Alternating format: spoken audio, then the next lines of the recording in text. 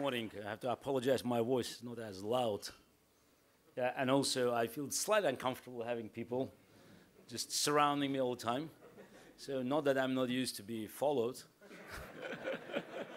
But so makes me happy that I'm surrounded by a very friendly crowd. I will try to make my presentation today. It's, as was just mentioned, 30 to 40 minutes. You never know, when you can end your story talking about Putin's Russia. In just three sections, three basic questions, because I'm being asked all the time. I mean, one is, what is the nature of the regime in Russia? So, and I even heard the word democracy in the presentation, weakened democratic institutions. That always bothers me. You can't weaken the ghost. Maybe you can, but not in this world. And why it's important for Russians' neighbors and for other countries to react. Maybe just it's irrelevant, as some say. And three is what can be done. Russia is so big, Putin is so powerful, can we do anything at all? First, talking about the nature of the regime, as I already pointed out, I got confused when people still ask me about democracy. I mean, I started one of the interviews yesterday, and the first question, I understand it was not a serious question. It was like, introduction for the interview, but still to hear the question, is Russia a democracy today? I mean, I got lost because I don't know what to say. So I'm asking about definition of democracy. Because if you ask me about the nature of the regime in Russia and assume that there are certain democratic elements, you have to tell me what do you mean by saying democracy. If democracy is the rule of law, in Russia we have more like the rule of the thumb. If democracy is a free and fair elections, I don't think we have free, fair. I don't think we have elections. Yeah, it's very often people ask me, how my chess experience, my professional experience, is helping me in Russian affairs. So my response is that, yeah, it's always nice to have an experience and just to analyze certain actions, but I'm used to play by the rules. And in chess, we had fixed rules and unpredictable results. In Russian elections, quote unquote, it's exactly the opposite. Probably the only good news that I could learn from chess that, if you are forced to play under these rules, or actually one rule that Putin is always right, then at least you recognize the landscape. It's not a very nice landscape, but that's what you have. The greatest problem of identifying the nature of the Russian regime was Putin's ability to wear many ideological hats, and that confused a lot of people, both domestically and, of course, internationally. Putin could easily sound like a liberal in economy, could sound like a nationalist, could be a left-wing populist. Actually, he doesn't care. And that's very important to understand. Putin's regime is not ideological regime, and this is not, I even say, an imperialist regime. As many believe that Putin has an idea of restoring Soviet empire, Russian empire. To the contrary, I mean, his empire includes Gazprom and Rosneft. And it's quite different. I said it quite a few years ago, I think more than 5 years ago, and it's being used often, that Putin's dream is to rule like Stalin and to live like Abramovich. Now, important thing, is just it's a brutal dictator and an oligarch. And I would say that emphasis must be on the oligarch. He believes in absolute power of money. And unfortunately, the Western world has been doing everything to boost his belief that money can buy everything. Unlike Hitler or dictators of the past, Putin doesn't use tanks. Okay, in case of Georgia, he used, but still, this was a minor use. He uses the banks. And he is quite savvy in doing that, and he recognizes that it's a very effective weapon. Looking at the nature of the beast, and I would say that we have to go back even before Putin, because the foundation for the Putin's regime was created in the 90s. There were certain elements of democracy, I can't deny it. Definitely the Yeltsin rule didn't have the same power abuses as Putin's, but let's not forget, the constitution, this very constitution that gave Putin unlimited powers, was adopted in 1993, 20 years ago. Yeltsin didn't use it that much, but it was there. So the Russian Constitution of 1993 is anything but democratic.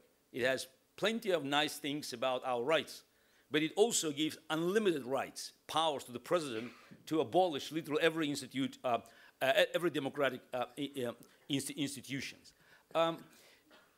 You may say that Russia today, Russian political system today, reminds some sort of the medieval feudal structure with the emperor, king, big boss in the center and the regions.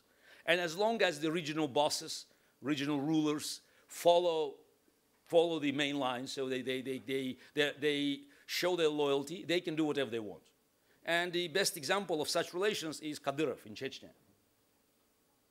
There is no Russian constitution there. And by the way, if somebody thinks there's Sharia law there, no, it's Kadyrov's law. But as long as he's loyal to Putin, he can do whatever he wants. With certain, adjustments, the same relations exist almost everywhere in Russia. Of course, Kadyrov is extreme case, but still, that's very much a reflection of the connections between the Putin's government and the regions. So it's a feudal element. Then you can also argue that there is the element of the Mussolini corporate state, because you have corporations like Gazprom and Rosneft virtually deciding, most of the important issues domestically and even internationally. When I said Putin is not an imperialist, I just want to emphasize it. Every foreign policy decision, and I would like to underline every foreign policy decision, if you analyze it, will have a commercial interest of certain groups, mainly Gazprom and Rosneft behind it. And you shouldn't try to find out any ideology. It's all, at the end of the day, it's all about profits. It's all about pipelines. It's all about expanding their financial and economic influence. You can also recognize some elements of Latin American juntas, military juntas. Obviously, in Russia, it's not military, because I don't think Russian army exists today. It's mainly on paper, unfortunately. But it's KGB. No matter how this organization is named, it's still KGB. They had many names since 1917, but the nature remains the same. The difference is, again, they're rich.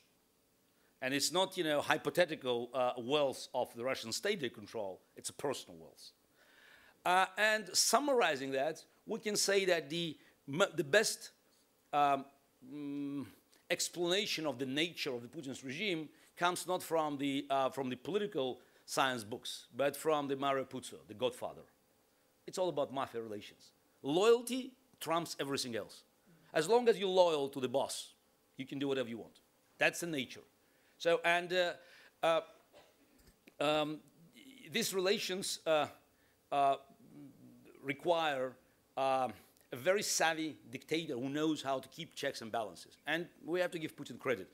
By the way, I heard the number 12. So if I calculate correctly, it's already the 14th year. Yeah, and right now what we are seeing is the final transition of Putin's dictatorship from one-party dictatorship into one-man dictatorship. Not that Putin was limited by United Russia political structure in his actions, but right now he's just, eliminating sort of even the remaining elements of certain political masquerade, just to make sure that it's all, it's all one-man show. Again, which is very natural transition, because the problems of every dictatorship at one point is that there is no connection between the government, between the regime and elite and the society. So that's why every dictator went through the purges, whether it's Hitler, Stalin, Mao Zedong. They needed, to eliminate part of the elite and just to bring some, the young people, hungry people from the bottom. That's, in democratic institutions, it happens automatically through elections. There, you need to eliminate part of the ruling elite to make the space vacant. Putin couldn't do it because oligarchy means that you have certain guarantees, actually quite strong guarantees for the families. That's why you have so many sons and grandsons and nephews and wives, of course, getting rich every day. of the big bosses. But still, you know, he's trying to create some room for these newcomers, just to make sure that he, and only he, is in charge of the process. Yeah, I assume that most of you followed the story about Magnitsky law, so about the lawyer who was killed in prison after he discovered one of the many schemes, the frauds, of taking money out of Russian budget. So the one that he discovered, you know, cost Russian treasury $230 million, and it was well documented how the bunch of people, pretty, you know, low-level officials, you know, like the head of the local tax police and a few police officers, investigators, they organized the return of this money, return quote unquote, from Russian treasury back to the companies that they hastily created. It's all well documented, and as it happened often in Russia, the result was that not those who violated the law, not those who committed crime were arrested, but to the contrary, Sergei Magnitsky was arrested, and he was investigated by the very same people who he accused.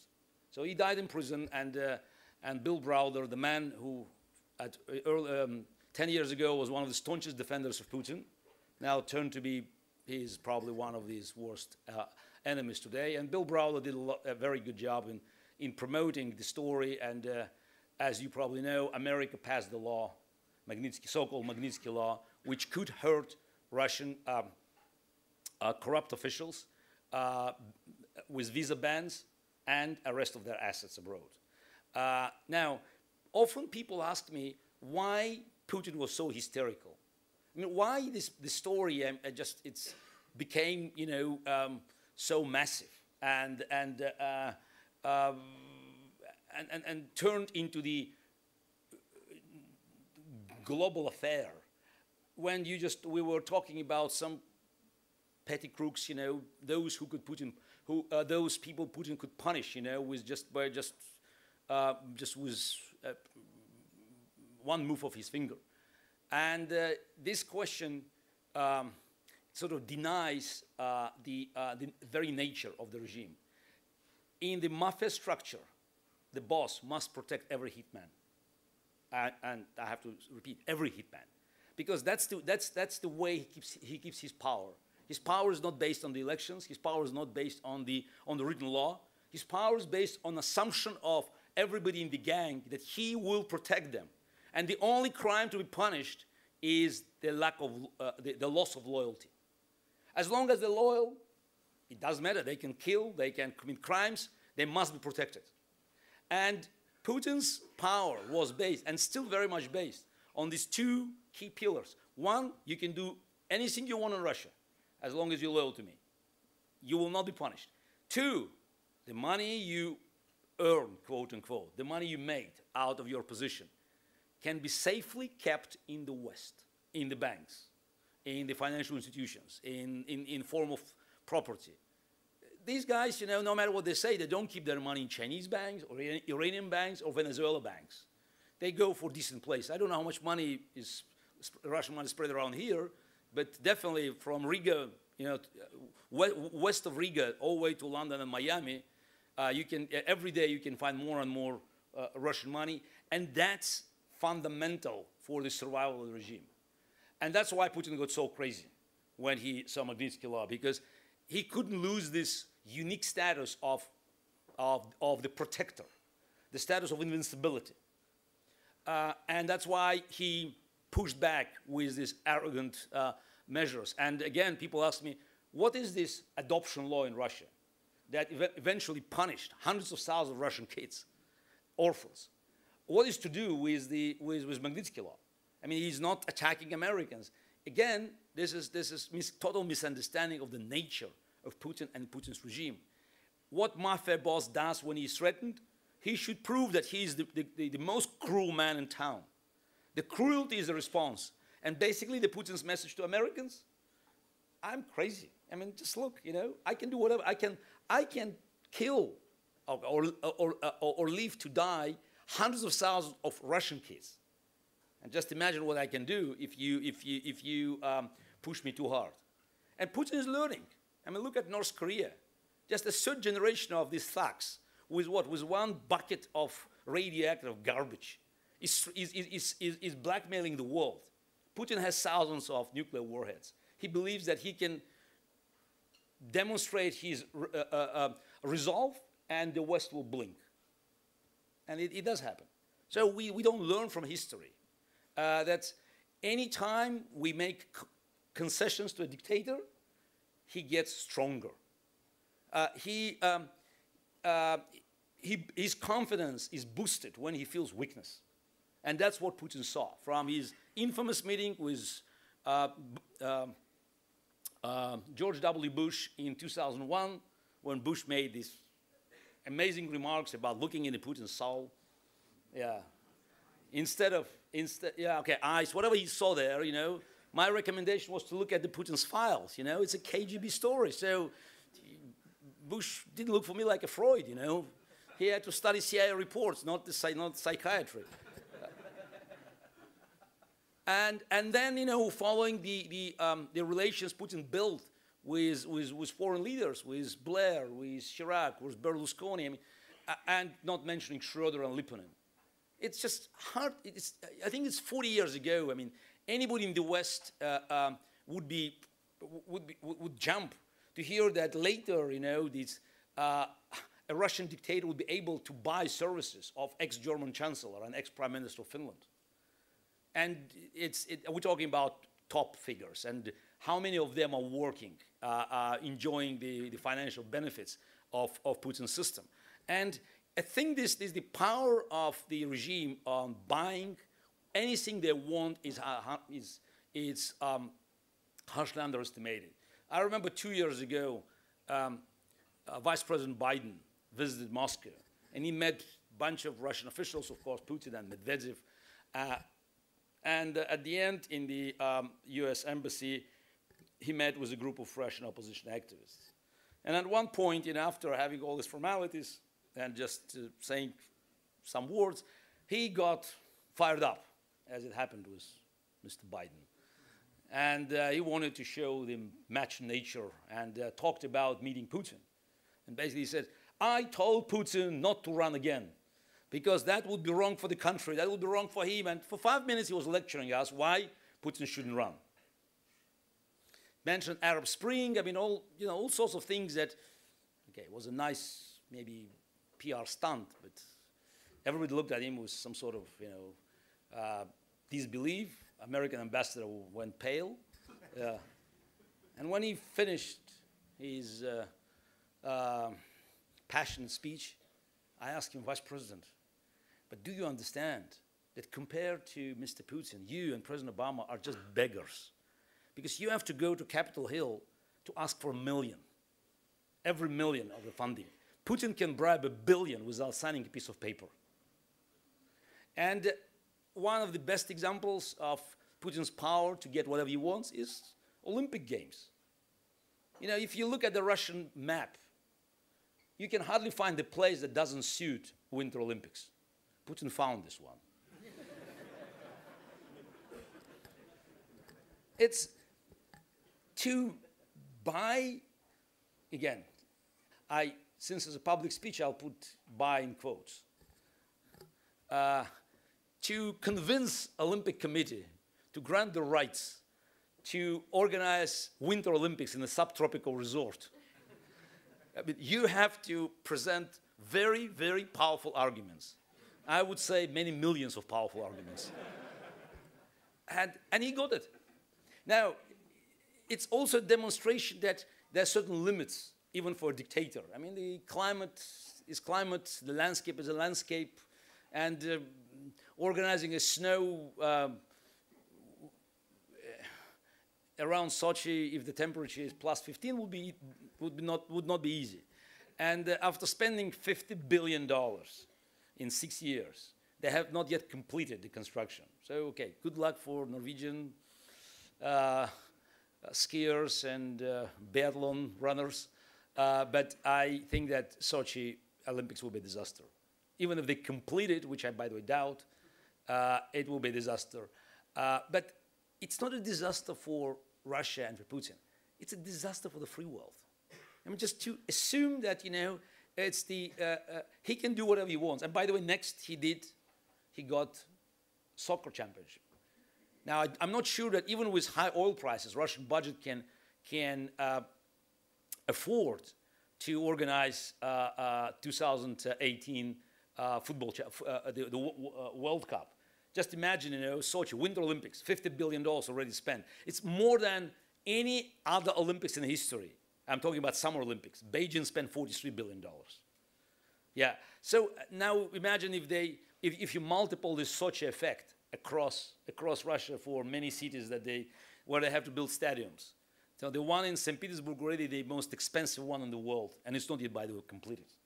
So it's all about corruption. And this recently, even while they do these local investigations, they just announced that one of the suppliers of Ministry of Defense had about 80% of money stolen.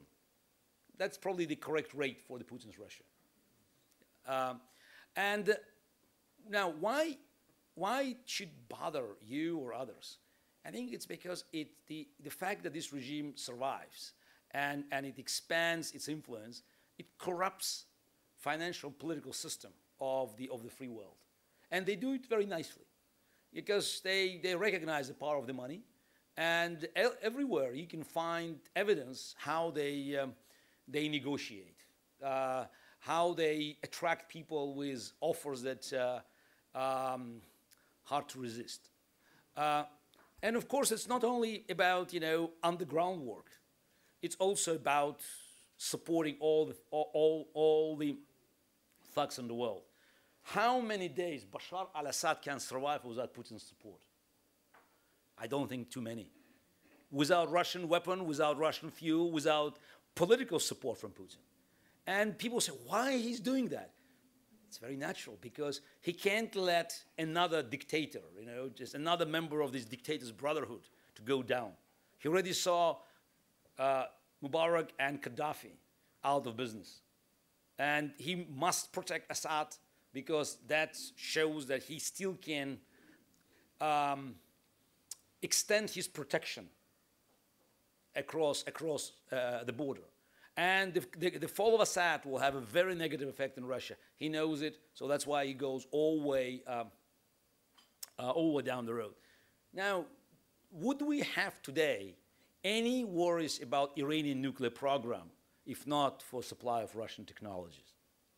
The answer is, of course, not. But he keeps doing that, and he doesn't care, because he believes that he can win any battle with. He doesn't see anybody who can stand against him. So just recently, just reading the obituaries of Margaret Thatcher. So I just thought about great politicians of the past who could stand against dictators. And when I hear today, I mean, all this nonsense about what can we do? So he's so powerful. Are you telling me that Putin, this stock who keeps money in your banks, is more powerful than Joseph Stalin in 1948, when he wanted to take West Berlin and Harry Truman organized airlifting for 11 months? He is more powerful than Stalin and Mao Zedong combined, that when they supported the first of the generation of the North Korean dictators, and they saved South Korea. He is more powerful than Soviet Union under Khrushchev when Kennedy stood against them in the Caribbean crisis. He is more powerful than Brezhnev's Soviet Union when Reagan called it evil empire. I don't believe you. I think we don't have politicians with balls. Probably that's why we need Hillary Clinton.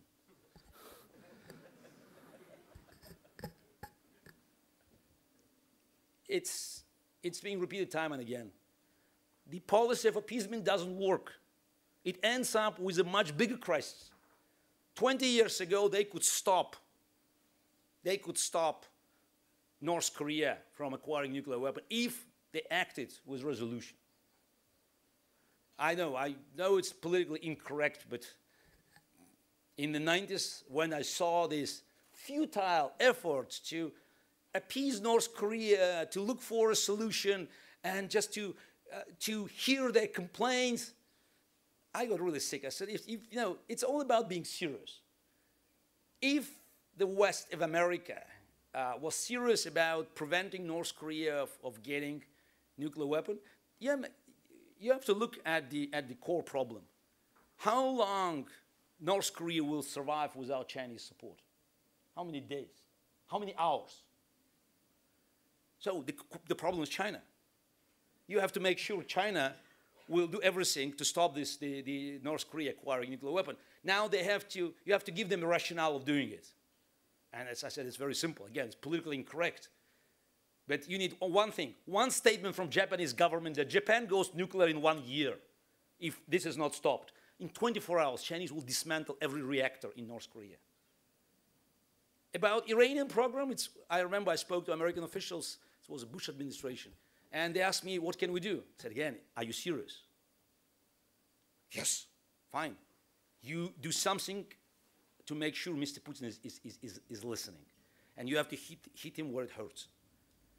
The moment when FBI agents visit Abramovich or Timchenko offices, he will be back to the negotiating table. No, we cannot do that. Fine, then forget about it. Then Iran will go nuclear. It's, maybe one day we have to learn from the lessons of it's not a remote past. It's not medieval time. It's not ancient time. It was in the 30s. People in the West, they got very nervous when any politician, any dictator, modern dictator is compared to Hitler. And my response is, yes, it's terrible, but let's not forget. Before we saw the ugliness and the evil nature of the Nazis in 1939, 40, and following, there was 1933, there was 1934, there was 1935. Can we stop Hitler at that time? Yes, the answer is yes, we could. But when you have in 1936, Americans, French, Brits heading for Berlin Olympics, and French delegation even marching. Look at the documentary. That's the way they marched in front of Hitler, with Heil. You make dictators strong. And by the way, just since I mentioned Berlin Olympics, just also a nice reminder that the very nice ceremony, most important ceremony of Olympics is torch rally, has been invented by Dr. Goebbels. Actually, the entire beauty of the Olympic opening, it was the product of Nazi propaganda in 1936. But we're following that because it's nice. Sure, yeah. And by the way, the last 2 years of Baron Coubertin, he was living on the pension from Führer. Again, nobody wants to remember the things, but I believe that, by the way, this 1936 Olympics, that was final argument for Hitler that he could go anywhere he wants. Okay, again, it's Germany, it's Europe, it's the 30s. We still didn't have enough experience, and you could argue that politicians, they were not aware about all the consequences. Also, you had Winston Churchill, who has been shouting at every corner about the dangers that coming from Nazis. But we are now in the 21st century, and we're still arguing what we can do. It's as I mentioned, Americans passed Magnitsky Law.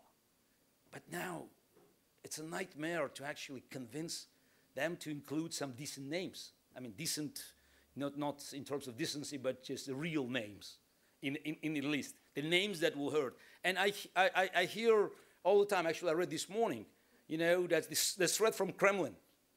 If America passes if certain names are included in the list, we'll ban Americans visiting Russia. And the message gets straight to the White House, and they get scared. Again, same advice. FBI to Abramovich, and Putin will hear a message. He'll hear his scream, in Kremlin, 8,000 miles away. Hurt them where it hurts, and it's about money. If Putin loses his aura of invincibility in the West, he'll lose his power in Russia. And again, what will happen if Putin goes? It's another big question. The answer is I don't know. What I know, the longer he stays in power, worse will be the consequences. Because when people say, oh, Gaddafi, we eliminated Gaddafi, but look what's happened. Yes, the answer is correct. 42 years. What all dictators do, whether in Libya, in Egypt, in Germany, in Russia, in North Korea, they eliminate any viable alternative to their rule. And longer they stay in power, less are the chances that we'll see something decent to come out to replace them. It's like, you know, in the desert, they create political desert. And what kind of creatures can survive in the desert? Cockroaches, rats, the most rigid animals that can live in any climate. So that's why crying about the potential negative outcome of Putin's demise is just making sure that one day, sooner or later, Russia may disappear as a state. I believed it when I started my political activities. I believe it more now. Putin is a threat to the very existence of Russian state, because it's not a state, it's just kept by fear, high oil prices, and a certain inertia. But it doesn't have a rationale. The Russian Far East and Russian East Siberia, they are being gradually swallowed by China. I remember a very sad joke I heard in Irkutsk. It's hard to imagine it. It's almost half of the distance from Moscow to Vladivostok, if you look at the map. The sad joke was that Chinese have been crossing our borders in small groups, 100,000 each. And it's a sad reality. And as I mentioned, Chechnya, but it's the North Caucasus, and where the Russian law barely exists. The positive sign is that what we are seeing now is that the Russian political activists, whether they are liberals, and in Russia we name liberals those who are pro-Western, or nationalists or left-wing populists, they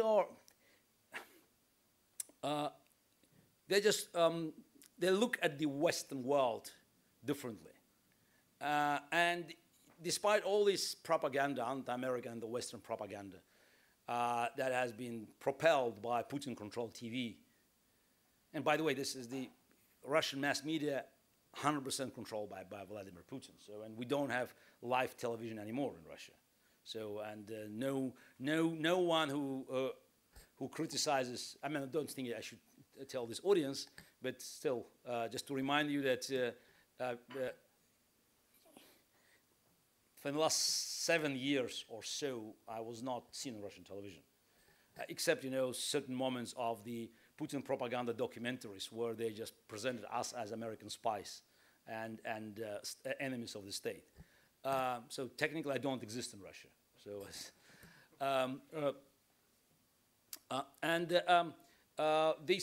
this propaganda machine that had this insane anti-American campaign, still cannot break up the growing belief that Russian future is with Europe.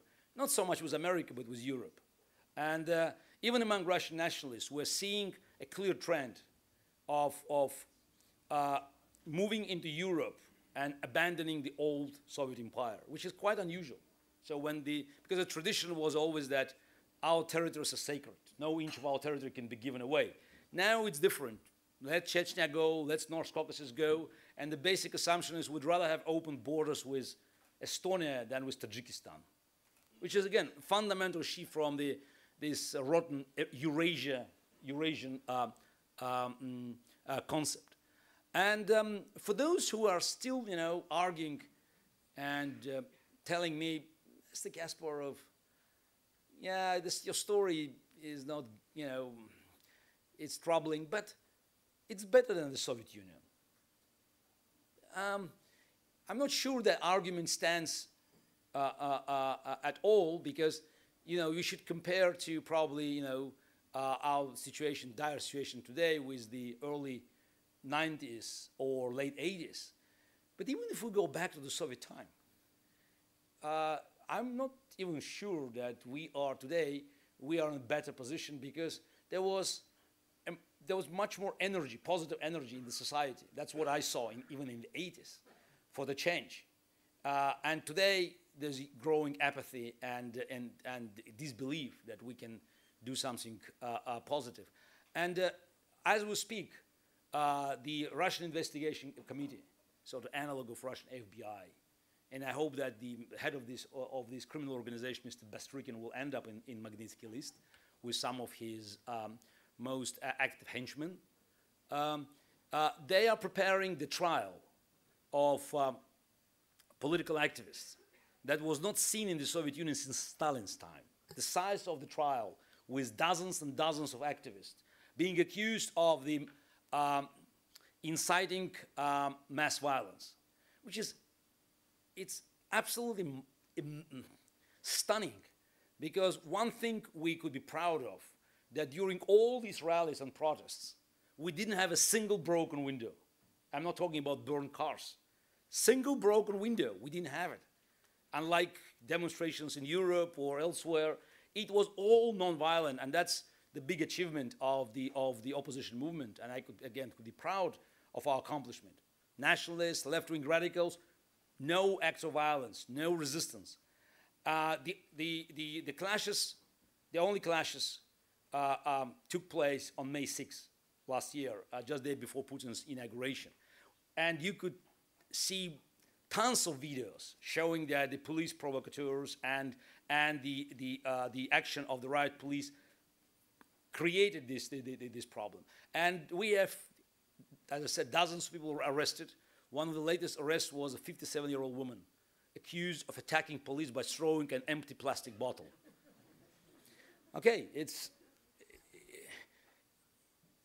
if not to be so tragic, it will be a laughing stock. But it is tragic. And in a few days, Alexei Navalny starts one of his trials. There are 4 criminal cases against Alexei Navalny, the very famous blogger who is going after the regime, revealing the acts of corruption, extremely popular in Russia. 4 criminal cases. The first trial starts in Kyiv, in city of Kyiv, in just 5 days. Most likely will be convicted for just, it's all fake, and you can see it's fake. Everything is published. Who cares? And that's why I believe that the only response for the outside world is just to show its resolution and just total rejection to buy Putin's lies. Just recently, wrapping off my presentation, Putin was in Germany. He met Angela Merkel. She talked about Russian NGOs. He came back. What's happened? Yesterday they kicked out Golos out of their office. Just to demo, it's a demonstration. It's because he believes it's all talk. It's all talk, and Gazprom influence will prevail. As long as we let him believe that no action will be taken, that will be the result. And he doesn't care whether he just violates certain laws or his reputation in the West is broken. He believes in the strengths, in material response. I believe the West has so much power today, because let's not forget, they keep their fortune here. And it's all about political will to let these thugs know that they are under check. In chess is a sort of an intermediate stage, but first you have to give a check and then mate. I'm sure that we'll do it. Thank you.